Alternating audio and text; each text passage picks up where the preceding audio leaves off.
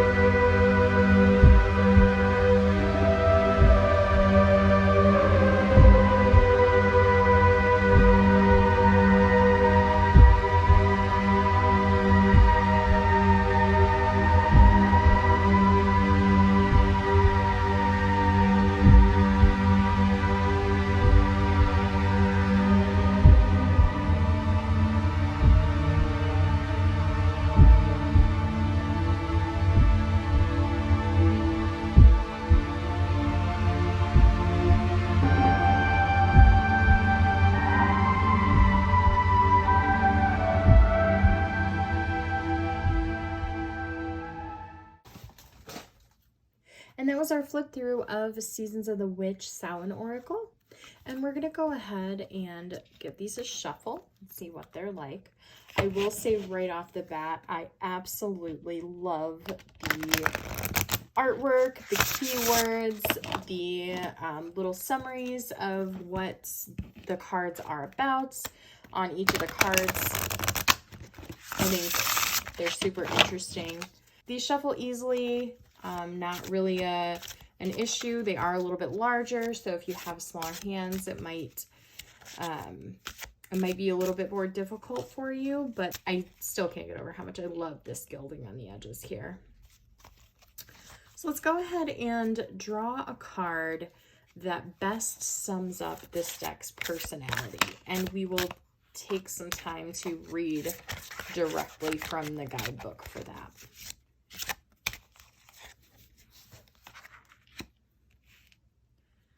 So we drew Coming of Winter. It comes in lullabies deep within your mirrored flesh. Alas, it is time to lay your quivering chest upon the winter's coming. The guidebook says, keywords, reflection, rest. The outside world can seem such a cold and distant place. It can be tough to navigate the trail buried beneath the snow.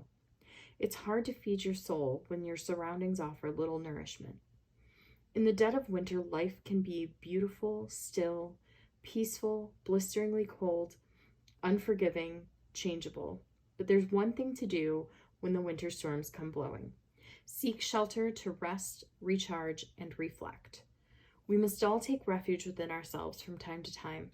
Our souls need the energy of the winter to slow us down so that we can serve our strength for when we need it. A harsh lesson, but learning to face the winters of our lives prepares us for facing the future. Take the time to reflect on your choices and the consequences they reveal. Look for ways to evaluate the path you've walked. Learn from your mistakes and celebrate your triumphs without harsh judgment. When the winter winds blow into your spread, it is time for self-reflection. Failure to learn from your experiences often causes the repeat of mistakes. It's time to review the choices you've made without the opinions of others. What choices made your heart happy? What choices left you numb or lacking in inspiration? What is holding you back, and what resources could you use more of? Use the answers to questions like these to get a better understanding of what truly makes you happy and to form a plan to start shifting your life towards the image of your choosing. This card comes with a message to rest. The world will wait for you. Give your mind, body, and soul time to be still. Taking time to recharge is not laziness. It is the choice of supporting yourself. You'll have more strength, energy, and focus to devote time to the things you love when you are rested. Reversed, a warning. There's also such a thing as too much rest. Don't use this as an excuse if you're afraid of moving forward. Do you feel tired because you're putting your energy into the wrong things, or fear stepping into your own power? Face your fears and start working on the plans to manifest your desires to bring you closer to your goal. So just a brief look at the guidebook. Starts with, it's got cute little graphics throughout it. Table of contents, a little bit about the authors, about the illustrator, acknowledgements, cute little graphics and artwork throughout, an introduction to the deck, about the cards. Oh, look at that cute little kitty. It does offer some card spreads. It shows, a list of like 3 card spreads that you could use. So for instance, today's theme, today's blessing, today's obstacle. Then there are several spread options in here. Interview your deck spread, a graveyard spread, the spiritual council spread, reclaiming my power spread. Oh my, there are so many. The rotten apple spread, the transformation spread, the weekly outlook spread, the witch's tool spread, the moon phases spread, shadow spread, the healer spread, coming of winter spread, and the athame spread. You can definitely use these spreads with a tarot deck as well. So for instance, reclaiming my power, what's currently holding me back? How do I release what's holding me back? What's my greatest strength? How can I learn to love myself more? Where can I find inspiration? What gifts are my guides giving me right now? So you can definitely use these with tarot cards, but you can also use them with these oracle cards as well. And then for each card, they have a picture of the card in full color along with keywords and then a meaning behind it.